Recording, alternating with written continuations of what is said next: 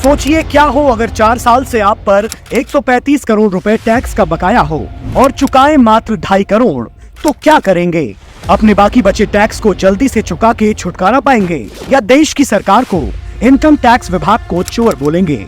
ये सब कुछ हुआ है कांग्रेसियों के साथ, लेकिन इन कांग्रेसियों ने 4 साल से बकाया टैक्स को चुकाने के बजाय सरकार और विभाग को ही तो चोर बोलना शुरू कर दिया है।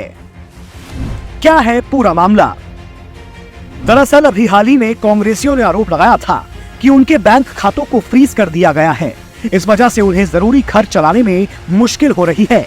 जबकि सरकारी सूत्रों के अनुसार असल कहानी ये है कि साल 2018 से 2019 में कांग्रेस पार्टी पर 103 करोड़ रुपए का इनकम टैक्स बकाया था।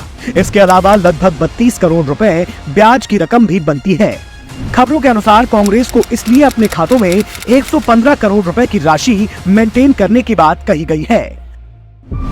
राजनीतिक पार्टियां टैक्स फ्री होती हैं।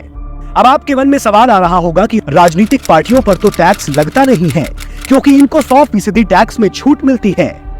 फिर कांग्रेस पर टैक्स क्यों? तो ये सच है कि राजनीतिक पार्टियों पर किसी तरह का टैक्स नहीं लगता है, लेकिन इसके भी कुछ नियम बनाए गए हैं, जो जाहिर सी बात है पहले से ही बने हैं। कोई बीजेपी या मोदी सरकार ने नहीं बनाए। अगर कोई पार्टी उन नियमों का पालन नहीं करती है या नियमों का उल्लंघन करती है, तो उसे टैक्स चुकाना पड़ सकता है। कांग्रेसियों के साथ भी ऐसा ही हुआ। टैक्स अपीलीय प्राधिकरण के अनुसार कांग्रेस ने इनकम टैक्स रिटर्न दाखिल करने में सेक्शन 13A(D) का उल्लंघन किया और साथ ही साथ रिटर्न भी देर से फाइल किया गया। अब जब नियमों का पालन ही नहीं किया जाएगा, तो कोई राजशाही शासन तो चल नहीं रहा। ना कोई नेहरू गांधी परिवार का पीएम है, जो कांग्रेस अपनी मनमानी करती रहेगी। गलती करेंगे तो नतीजा भी तो भुगतना पड़ेगा ना। हिंदू मंदिरों से टैक्स क्यों?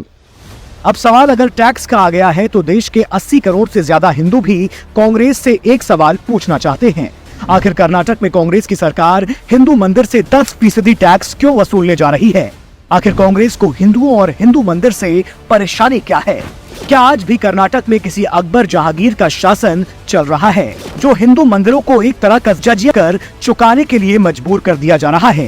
सोचिए ये कितना शर्मनाक है कि एक तरफ हिंदू मंदिरों से टैक्स वसूलने की तैयारी की जा रही है, तो दूसरी तरफ खास वोट बैंक को खुश करने के लिए वक्फ बोर्ड के लिए करोड़ों का फंड दिया जा रहा है सरकार की तरफ से। लेकिन कांग्रेसियों, कान खोलकर सुन लो, तुम्हारे हर कर्मकांड का हिसाब जनता अपने वोट से करेगी। तुम्हें इनकम टैक्स भी चुकाना पड़ेगा और जजिया टैक्स भी हटाना पड़ेगा।